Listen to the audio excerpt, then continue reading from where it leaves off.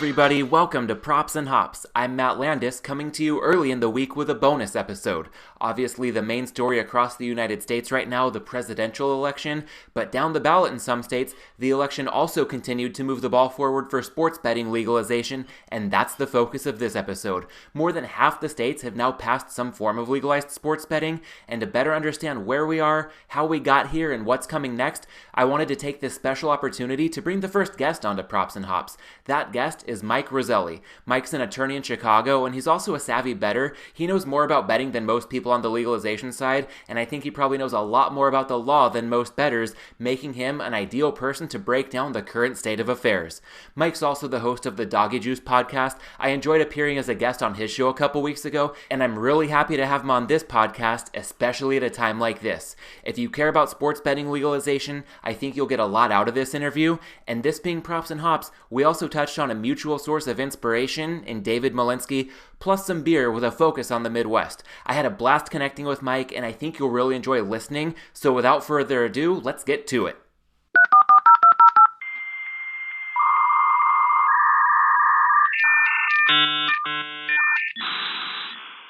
All right, and I'm happy to welcome on our first guest in Props and Hops history. Took us 12 episodes to get there, but I think once we're past the Super Bowl, we'll have an opportunity to do more interview-style episodes, maybe talk to some breweries, some bettors.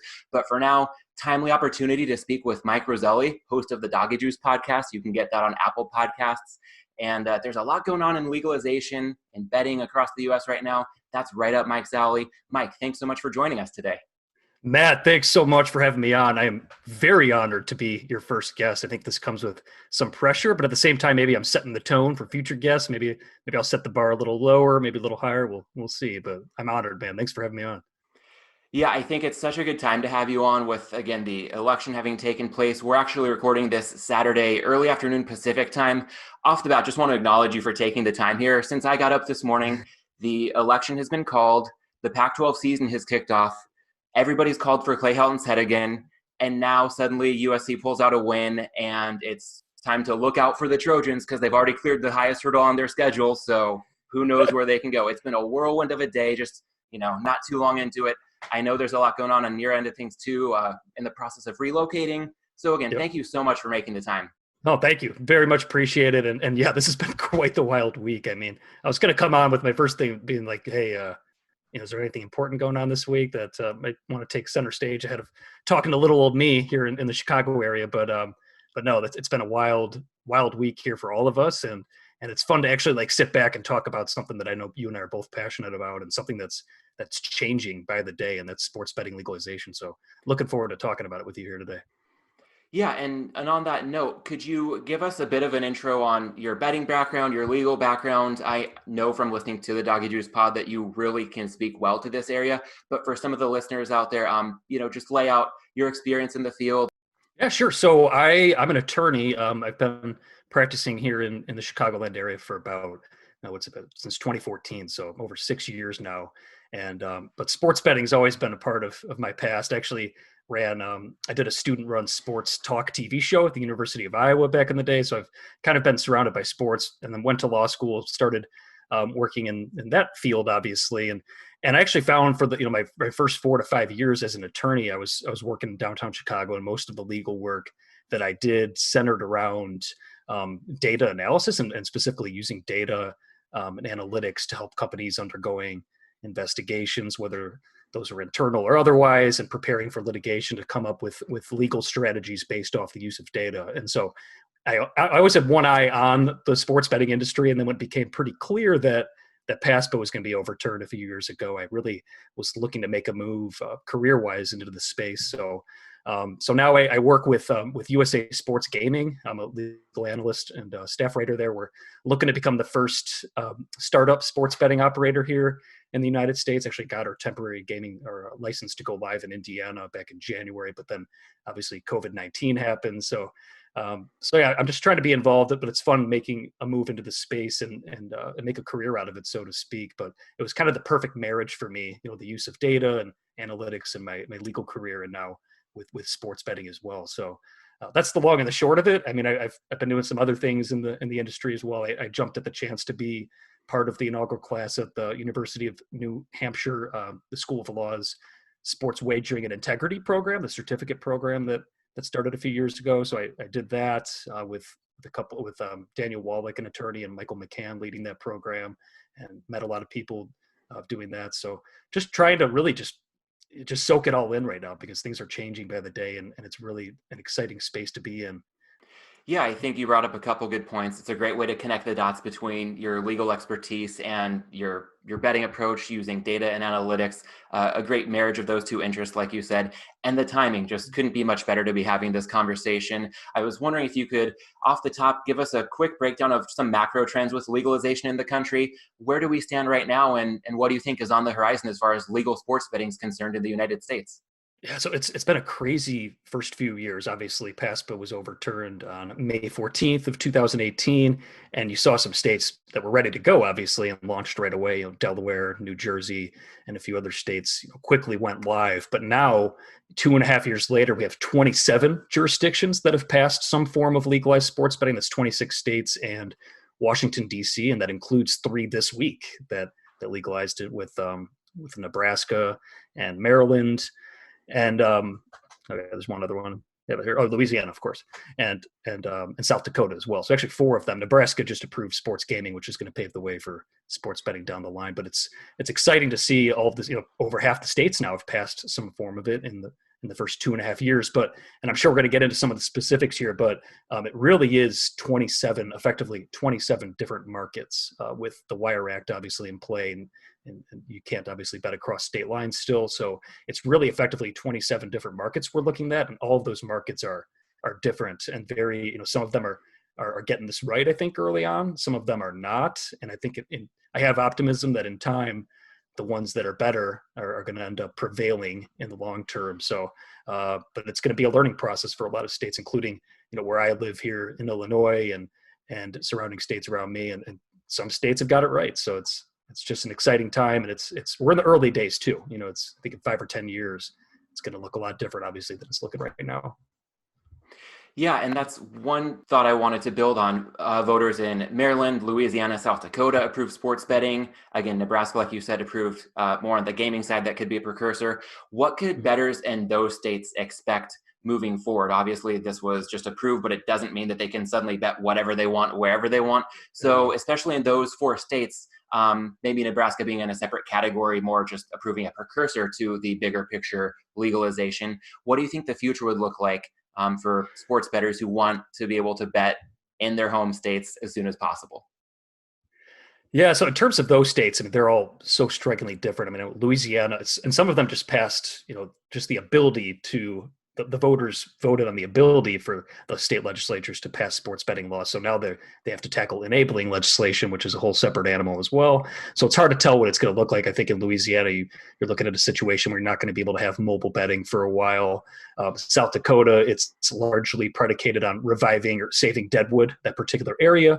But actually, it's the way the law, or the way it's being discussed right now, is in South Dakota, you actually might be able to not even have to go to Deadwood, but as long as the servers are placed in Deadwood for mobile betting, you can, in theory, wager from within state lines, anywhere within, from Wall Drugstore, anywhere you want within South Dakota. But so yeah, it's just a different look for every state, and hopefully as they're moving forward and people are going to start wagering, they take a glance over at the states that are getting this right early on and craft their law to mirror more or less those states that are getting it right and getting more state revenue so far, because there are states that are killing it right now early on. Yeah, and that's one thing I'd like to get into as well. Who is doing it well? I know it's been a bit of a mixed bag, but it sounds like I've heard good things about New Jersey, Colorado. Maybe if those two or anybody else doing things well, what do you think other states that are just getting in on it or have a bit of ground to cover to get there? What could we learn from the places that are doing it well so far?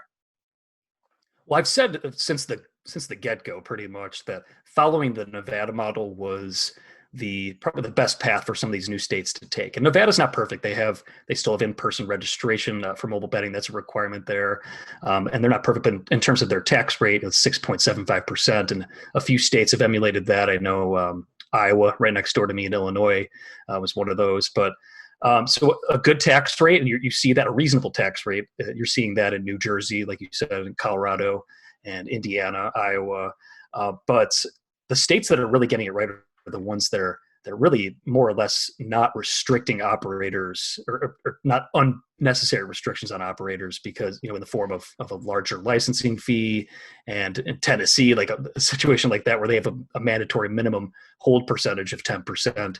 And when you don't burden the operators and force them to obviously take actions to, in the form of pricing that's not as competitive anymore, when you force them to go that route and actually affect their business, so to speak, it's more difficult. And you're seeing other states, unfortunately, not get that right, like the Tennessees we just mentioned. But the common denominator really in the states that are getting it right is they have reasonable tax rates, reasonable licensing fees.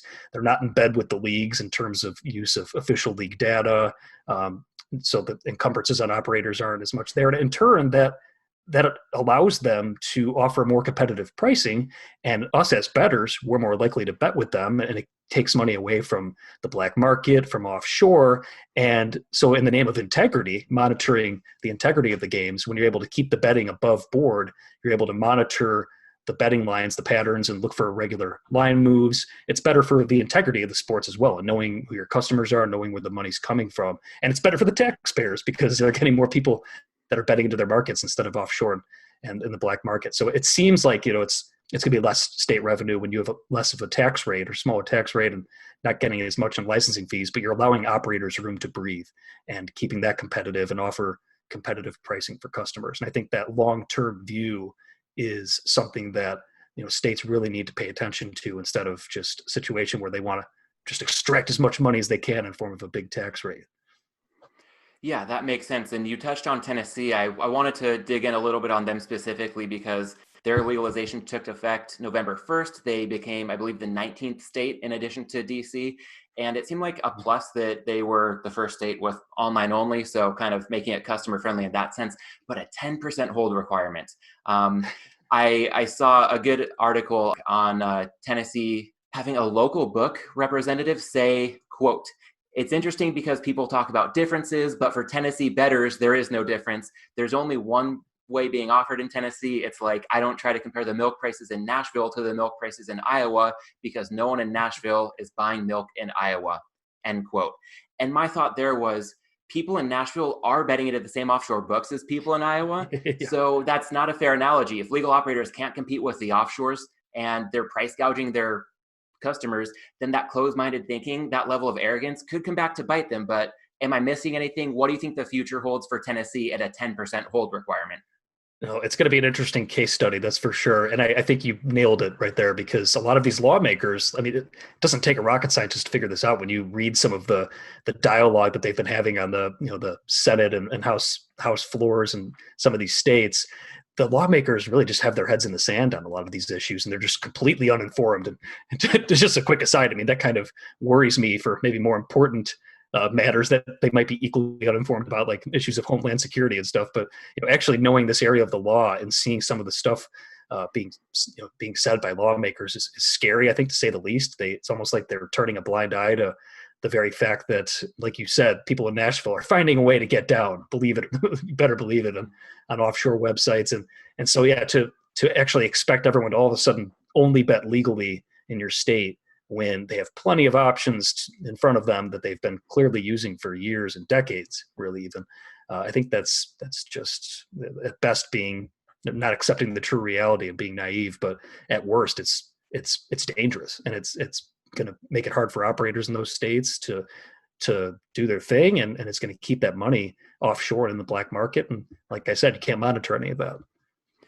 Yeah, I would have to think, if I were in Tennessee, I would love to bet above board within my state if I could. Sure. But if you're going to charge me minus 115 on a line that's minus 110 everywhere else, or if a 6.2 team Nope. teaser is going to be minus 130, minus 140, I think people who do sign up for that are going to bleed out pretty quickly. And those who don't are doing so because they do have better options. So, in that sense, to flip these words back on the Action 24/7 rep who made that statement, people in Nashville can buy milk in Iowa. So you got to be careful there. But I do think it's good to see some states moving in the right direction at the same time. Don't want to pick too much on Tennessee.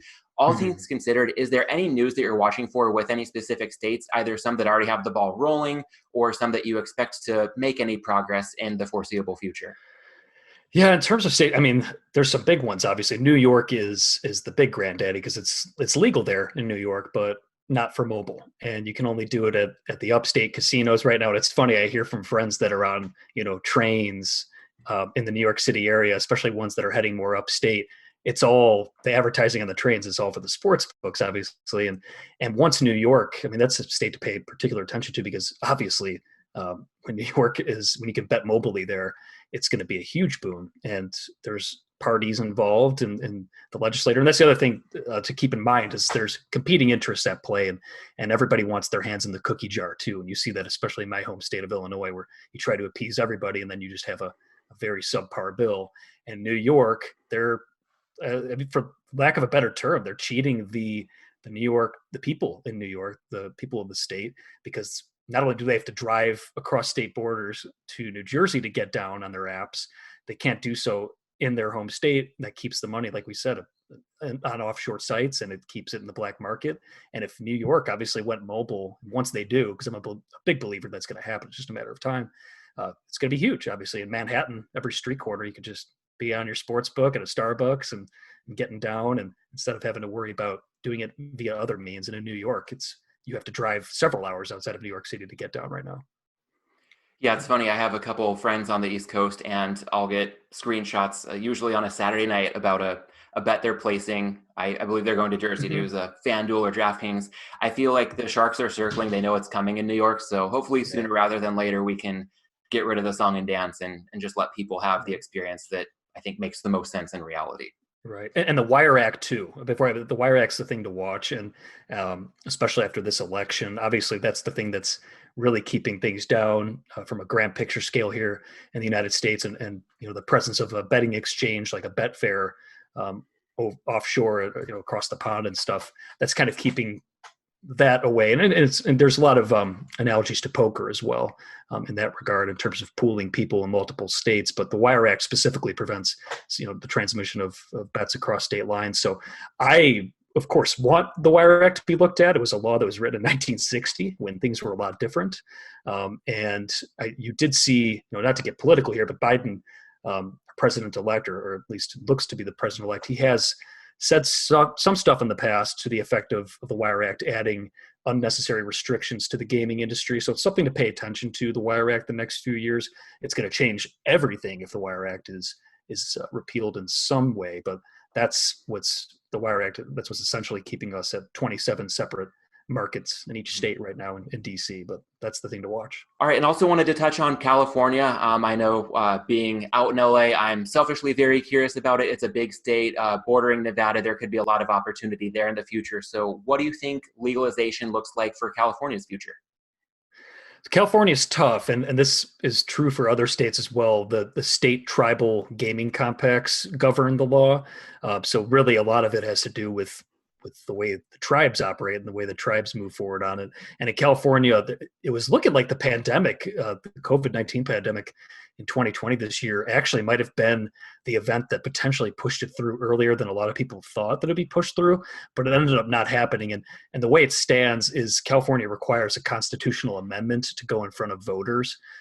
And obviously the earliest that lawmakers can get that on the ballot is early 2022. So realistically, even if that passes later in 2023, like the second half of 2023 would be the most reasonable time frame from a best case scenario for Californians to see it go live there. But at the same time, the tribes do hold a lot of the leverage, and if they changed their thinking, or if they struck a deal somehow, things could change in that regard with the tribes. But the long and the short of it is it's going to be a while before Californians are able to bet on sports, and especially mobilely on sports. There might be a situation where they can go, in the best case scenario, over to the tribes and the casinos that are in tribal lands and bet in person. But in terms of mobile betting, it's going to be a while, a few years, I think. Cool. I think you've done a great job laying out where we stand now, and not only where we are, but why we are where we are, what to look out for in the future. One thing I didn't want to overlook, you mentioned the Nevada model being a good blueprint for states to look to. Don't want to forget about Nevada and all this. What do you think the impact is? We're focused on so many other states trying to get legalized. A lot of people still reference, the sharps in Vegas are doing this or that with a line. So how do you see the overall national movement toward legalization having any impact on Nevada? I think it's just good for Nevada, to be honest with you.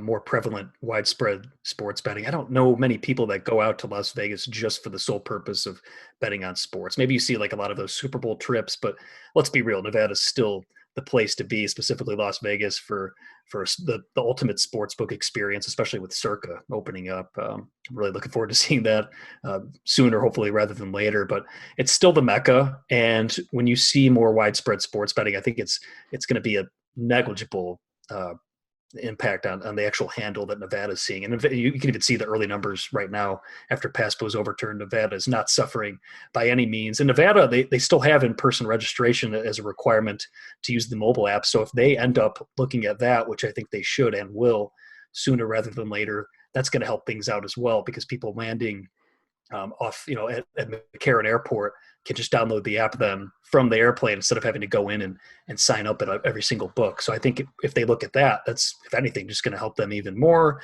And the other thing is Las Vegas, it's so much has changed in terms of the way it's treated by the sports leagues. I mean, you're seeing obviously the Raiders move there. You're going to see a lot of people making trips out for Raiders games. I mean, when the Bears play the Raiders, you're going to see a huge influx of Chicago fans coming in and getting down on games. So you're seeing the leagues shift their stance on their treatment with Las Vegas as well. And that's only going to help when, the kind of the veil is lifted, so to speak, on sports betting and it becomes more mainstream. I think Nevada's going to serve to benefit just like everybody else. Yeah, I think you brought up a good point with the leagues kind of shifting their stance. I had a chance to go to, I believe it was the second home game the Knights had their Oh, first nice. season, and it was against Detroit.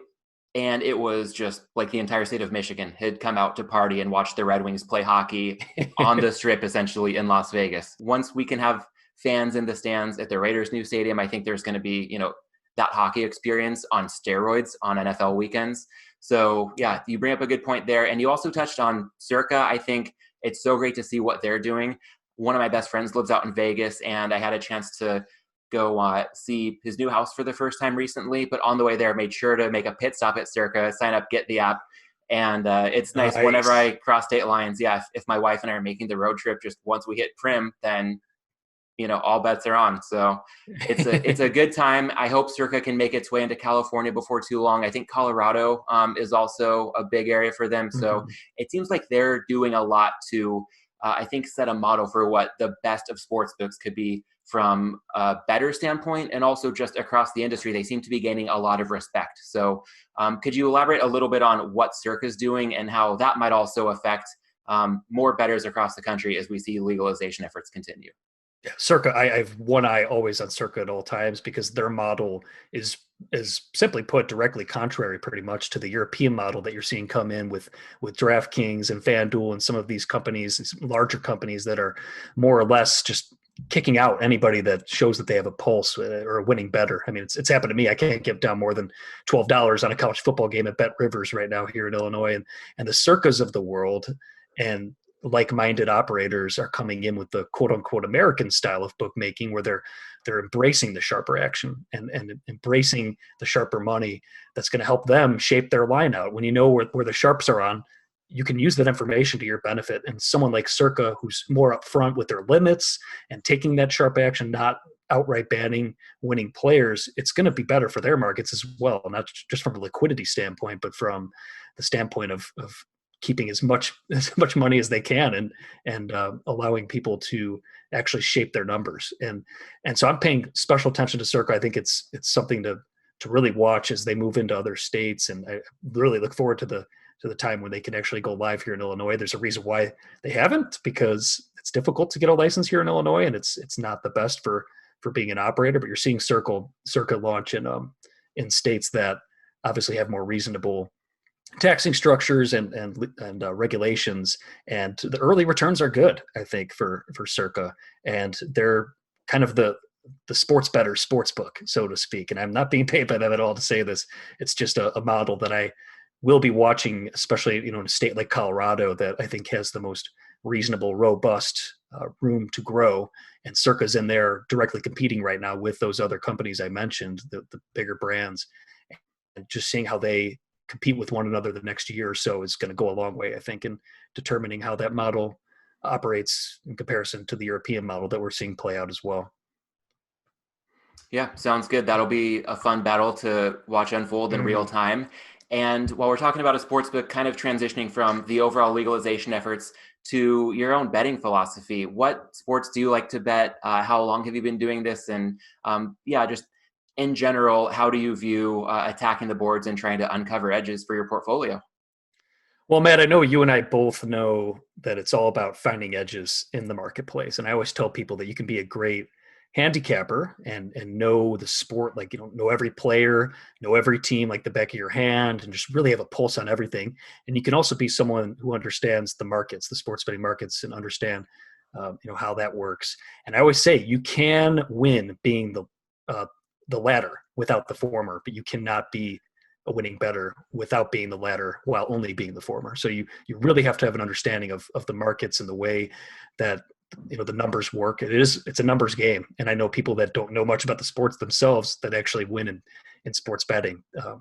And so being good at both obviously really is what helps. And in terms of what I do, my process is, I'm always trying to find those edges in the marketplace and market inefficiencies. And obviously with more sports books, one of the biggest things I preach is have every out you can. And it really doing yourself a disservice if you're not going to have as many outs as you can and register for every sports book you can, because it's all about getting the best price at the best time. And for me, I do originate my own numbers, and I do numbers in college football, college basketball, and the NFL, NBA, like a little bit, but the NBA I've just learned the past few years, it's maddening to try and beat the NBA with obviously with player news and teams tanking and stuff, and players sitting out unexpectedly at the end of a game. And so really I focus on college basketball. That's my favorite sport in general to watch and handicap. That's my, if I had to pick one thing to bet, it would be college basketball totals, just because the markets are so soft, and you really can find some great closing line value, especially at the beginning of a college basketball season. But college football as well is probably my second favorite sport to bet. And then the NFL, it's king for a reason. And I love betting the NFL, even though you and I both know, and a lot of your listeners, I'm sure, know that beating the NFL is the toughest. It's the toughest sport to beat, but it's also the most challenging. And I enjoy the challenge aspect. And golf is something that I don't do numbers in golf, but it's something I'm really exploring. I've done a few projects this summer during quarantine to try and just mess around with golf numbers a little bit and try and work on some preliminary models and stuff. It's a sport that I know it lends itself perfectly for legalized betting, in the sense that it's an everyday event almost. You got a Thursday to Sunday type of deal, and live markets are amazing in golf with matchups and with futures. So that's the sport I'm probably most looking forward to expanding my knowledge base on and betting in the upcoming years. But yeah, those are the sports I stick to, and basketball and football and golf. Sounds good. And I think by the time people are hearing this, it'll be probably Tuesday that I drop this episode. We could be within a couple of days of the Masters kicking off unseasonably late. But is there anything with the Masters that you're looking at as you get more into golf? Yes, the Masters markets have been up for a long time. This thing with those bigger major events, obviously with golf, and it's cool because the next two majors in golf are the Masters. So you're going to see Masters futures up for April's Masters soon enough as well. But no, there's a few guys that I always like to target. Tony Finau, and I know I'm not alone in betting him, but I think he's ripe to take home his first major, and that be the Masters soon enough. So I do have some futures on him. He's a guy that just fits the course perfectly. And obviously last year he was leading heading into the final day. So he's great course history there. It really lends itself for his style of play. And I think it's just a matter of time before he gets through in the Masters. If he's going to win a major, it's the most likely one that he's going to win. So he's still a good look, I think, if you could find him at anything over 30-1 without really looking at recent form as much, because I do know that recent form is something that should be in every golf model to a certain extent. You can argue on how much you want to weight recent form, but that's definitely the guy that I have my eyes on, is Tony Finau. Sounds good. All right. Well, you've given us a good look for the Masters coming up soon. And also that overview of your betting philosophy. I know a couple of things you mentioned. No coincidence, reminiscent of the teachings of David Malinsky. Thought we could maybe touch on him for a bit. It was great to have the opportunity to speak with you on the Doggy Juice pod a couple weeks ago, touch on Dave's legacy and what we learned from him. But for the Props and Hops audience, could you just briefly touch on how you came across Dave's work and what lessons from him have stood the test of time in your book? Yeah, so I mean, David Malinsky, he quite literally changed my life, and I never even met the man like one time. And it's amazing that you got to spend time with him and meet him and do a podcast with him. And so I'm just honored to be even like it's to be speaking with you, as a fellow Malinsky disciple. But I first discovered him via it's crazy back in 2015, 2016. I think it was early 2016 maybe. RJ Bell used to come on Chicago radio on ESPN 1000. And he would plug pregame.com. So obviously, as a sports bettor who's looking for a community and just more information, I was always trying to get as much information as I could. I checked out pregame.com, and that's where I stumbled on Malinsky's Point Blank column and started reading that. I kind of fancied it like a Wall Street Journal, but for sports betting every day, and it became a must read every morning. And I just love the fact how he taught people how to think. I know we mentioned this on my podcast when we discussed Dave. In an industry where everyone's looking for the easy winner and just a hot team and just a winning bet, you're looking to be fed that day, but he taught you how to fish and feed yourself for the rest of your life, to use the term. And for me, it was a natural thing where it was almost like learning how to think it was like applying the things I learned in law school as an attorney to sports betting too, because a lot of the same thought processes and logical reasoning was in play with a lot of the stuff that he wrote. So I just completely identified with his approach early on. And he taught so much. I mean, and obviously, this on the Point Blank columns over the years, and just the discussion that he facilitated on those message boards were the best thing on the internet for sports betting. So just over those few years, just reading him every day and interacting on the message boards, it was a perfect situation to learn how to do things the right way. And it's the ultimate tragedy in our lives. Obviously, we both know this, that he passed away a month before PASPA was overturned to the day. I mean, he knew it was coming.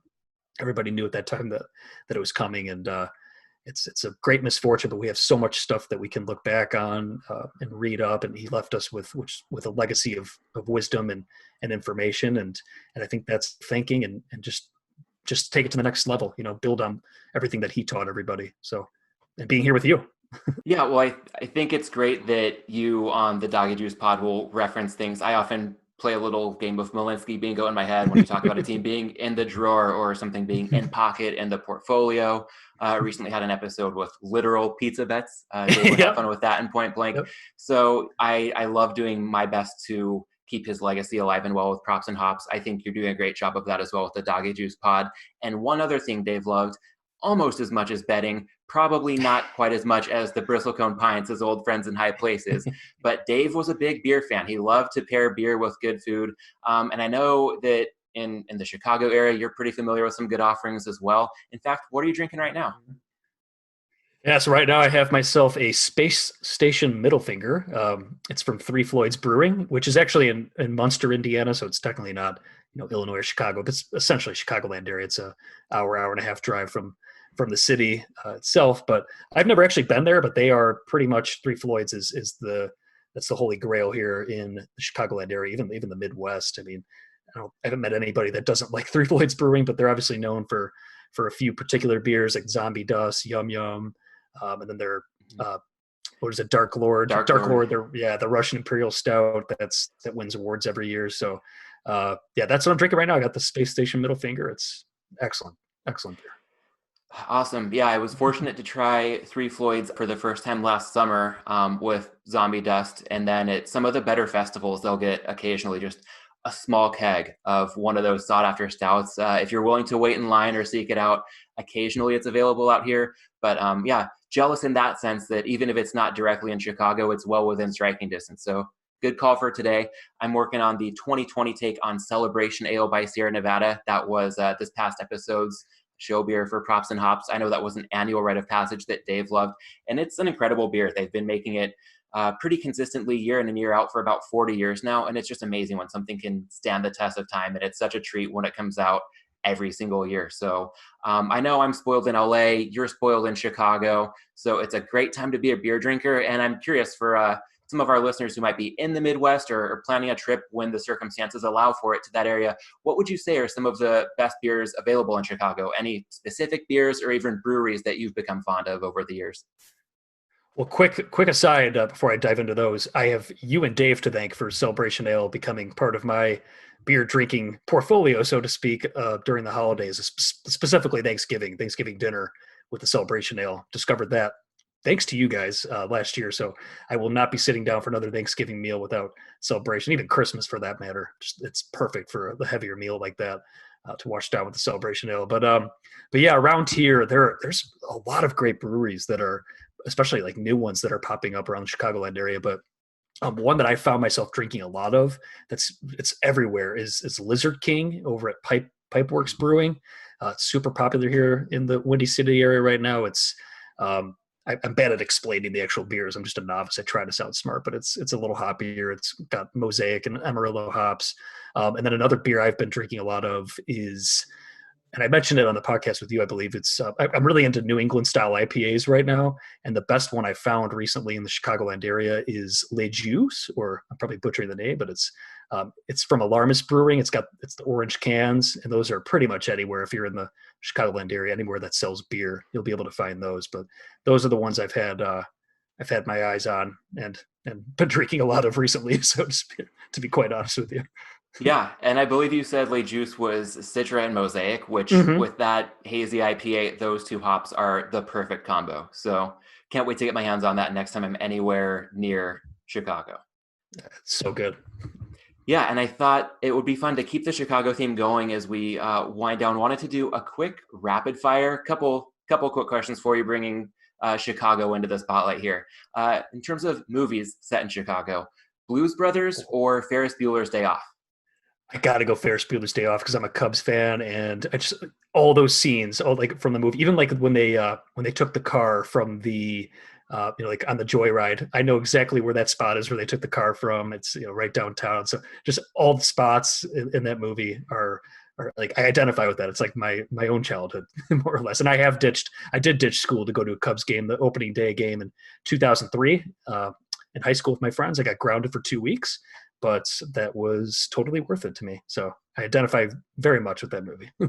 Wow, yeah, good call. You almost made it to opening day of the year that they were going to break the drought. So Yep. that could have been well worth being grounded for 2 weeks, but maybe it still was. I thought it was. I know I was saying that in October of that year because that was the Bartman year, as you just alluded to. And that's what I was thinking of. I was like, maybe we helped break the curse by ditching school. And it was a crazy day. It was snowing that day. I remember they were playing the Pirates. And I think we didn't arrive to the game until like the fourth inning. It was a cold day. But just the idea of going there and ditching school and showing up it was one of the best experiences I've ever had. It was totally worth the wrath of my parents when I got home. Yeah, A Trip to Wrigley Field, or in my book, Twist and Shout, was an amazing song before that movie, but it's just elevated even further after that scene when they kind of crashed the parade. So yeah, I'm with you there. How about TV shows? Quite different shows, but both great ones set in Chicago. Family Matters or The League? The League, easily. Although I heard that they filmed all that stuff really in California. I know on The League, LA is all over it. Yeah, a couple of the episodes even had palm trees in it. But no, the Gibsons, where they were supposed to be their hangout. I lived like a block away from there about 5 years ago, where that Gibsons is in the by the word is the Viagra Triangle, they call it that area, but it's the near north side. So no, The League is fantastic. Easy pick there for me. Great. Yeah, my wife and I are rewatching that right now, just usually an episode or two to wind down every night, especially after a week like this. That's really come in handy. I went as Rafi for Halloween about 3 years in a row. He is the best character on that show. I wish he was in more, but the scarcity also makes it that much better when he's present. So yeah, exactly. Yeah, good call there. Yeah, and Gibson's, I was surprised. The one time I've been to Chicago, it was when The League was a current TV series, and ran into Gibson's, was so excited. It seemed like a pretty swanky place, much fancier than the setting in the show. So yeah, I was a little bit thrown by that, but it was cool to see the real life Gibson's nevertheless. Yes, no, Gibson's is excellent in Chicago, and Steakhouse is I mean, that's the bee's knees. It's the thing to do when you're in Chicago. So if you want to talk steakhouses ever, I'm your guy for Chicago. Cool. All right. Well, I don't have a good steakhouse either or teed up, but I was wondering, deep dish pizza, you can probably go off the menu here for a really good one, but I've got to ask for maybe more of a national perspective, two well-known brands, Giordano's or Lou Malnati's. Oh, that's the ultimate debate here. Is my fiance in hearing distance from me? Because we have an ongoing debate, including even like last Friday, we were ordering in Chicago. It was one of our we moved out of the city, and it was one of our last nights ordering pizza, and we literally had the debate. It was Giordano's or Lou Malnati's, and I slightly lean to Giordano's only because I think they have when you combine everything together, I think they're slightly ahead. But Lou Malnati's with that butter crust, it's tough, man. So on any given day, either one could beat the other one, but it's just a slight edge, maybe a 52, 53%, just enough to bet, just over that 52.38% to break even over time. I think you got to go with Giordano's. That's great. Yeah, my one trip to Chicago, we did Giordano's, and Lou Malnati's is next, but I will gladly try it and make the decision for myself. But that gives me some confidence that I chose wisely going the route that I did. Okay, and then deep dish pizza, transitioning to dessert. This will be the last one. Ice cream in particular, Oberweis or Scooters? Oberweis, easily. I grew up about a block away from one, so I think I'm biased, but little tiebreaker, even if you do like Scooters. Oberweis has, maybe not the best for a pandemic setting, but they have little chess boards, chess games inside the Oberweis at the tables, so you can enjoy a game of chess with the people you're enjoying your ice cream with at Oberweis. So the setting, if you're going to go actually enjoy a nice malt, nice cookies and cream malt, that's my go-to. You could play a game of chess against people when you're enjoying your treat there.